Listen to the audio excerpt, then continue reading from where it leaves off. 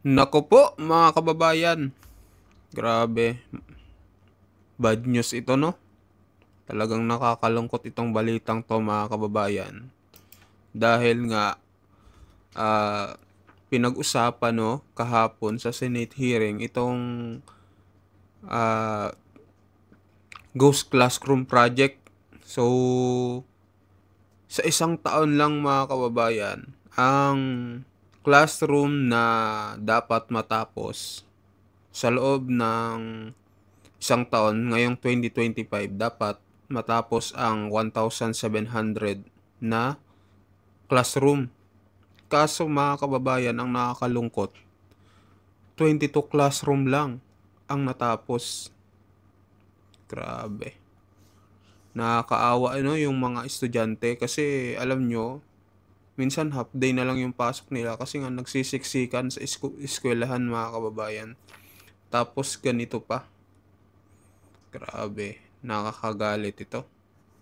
Ano kaya yung masasabi dito ng mga kababayan natin, lalo na kayo na nanonood, na talagang hindi pa tapos sa flood control anomaly, sa flood control ghost project.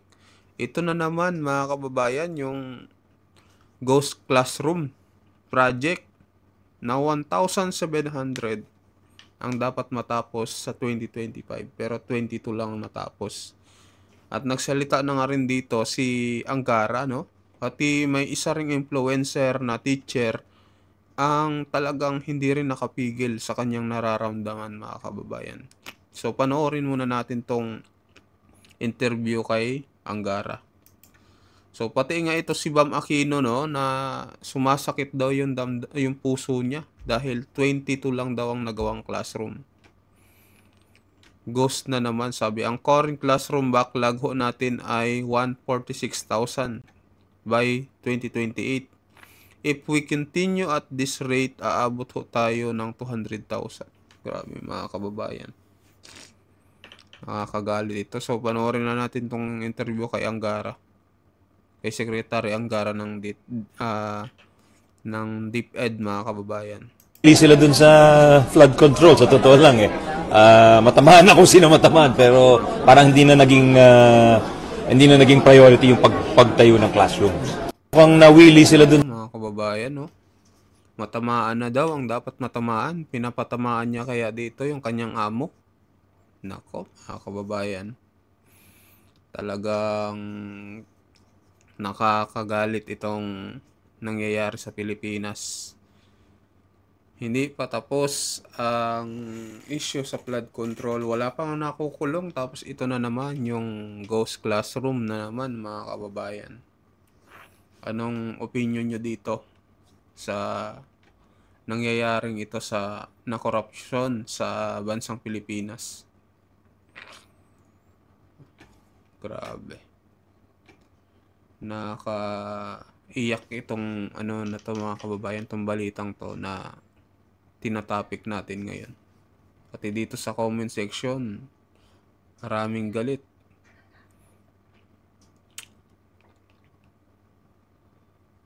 Ayan o, sindikato na malaki ang gobyerno. Ayan yung mga comment dito. Mga kababayan natin na nagagalit dahil nga sa ganitong pangyayari. Sabi pa dito, no, nung panahon daw ni PRRD, ang natapos daw sa loob ng isang taon na classroom, 23,359. Kay BBM, 22.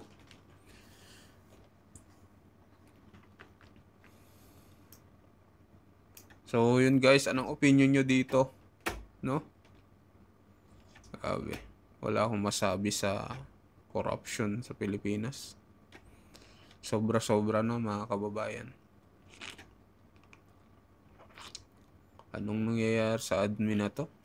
Nakakahiya na.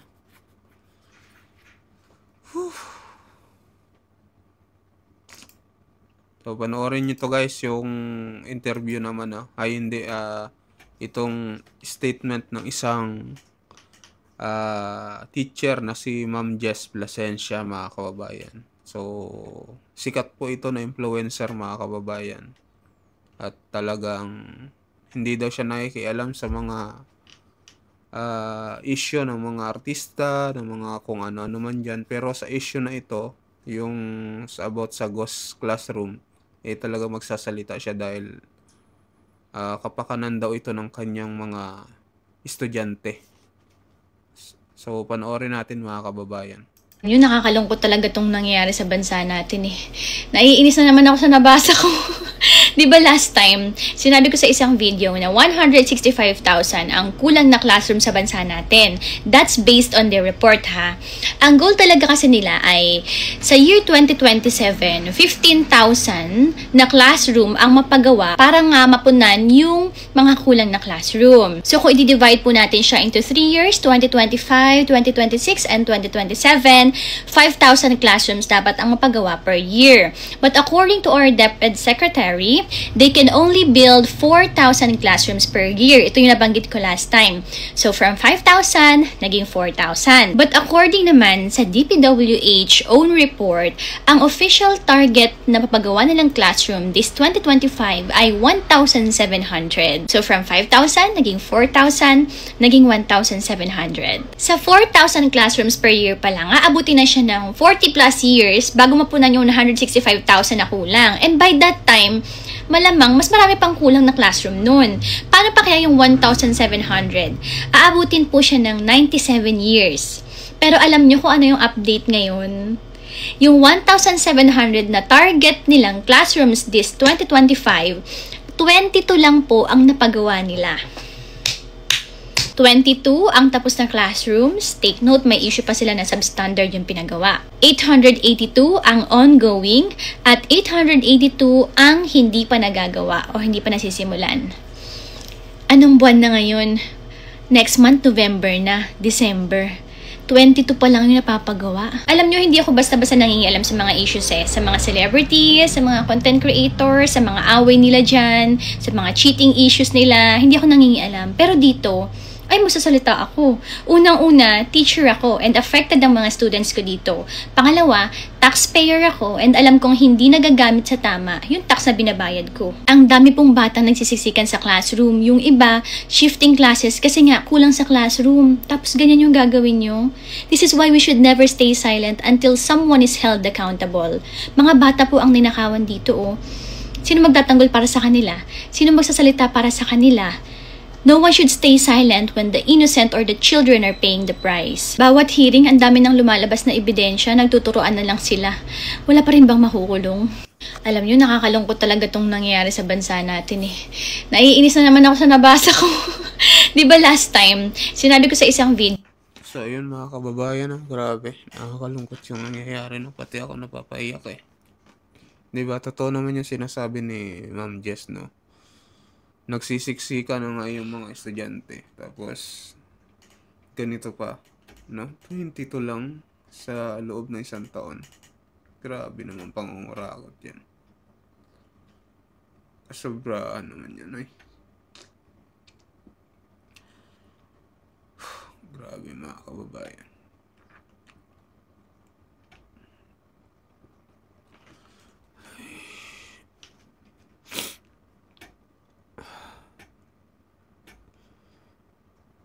Nakakaiyak tong balitang to.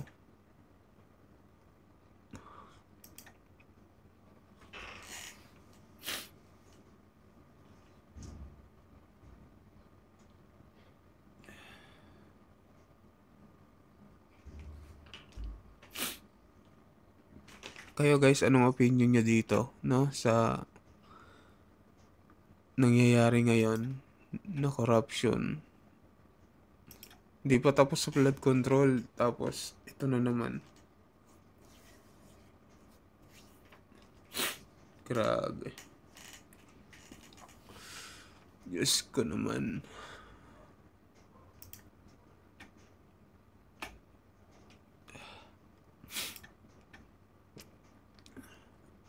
So, yun mga kababayan, no?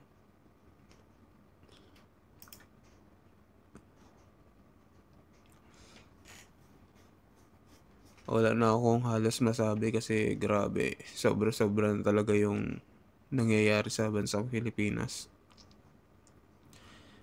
halos lahat ata ng pangungurap ginagawa na talaga nila dito. Lantara na talaga mga kababayan. Sobrang harap-harapan pangloloko sa taong bayan.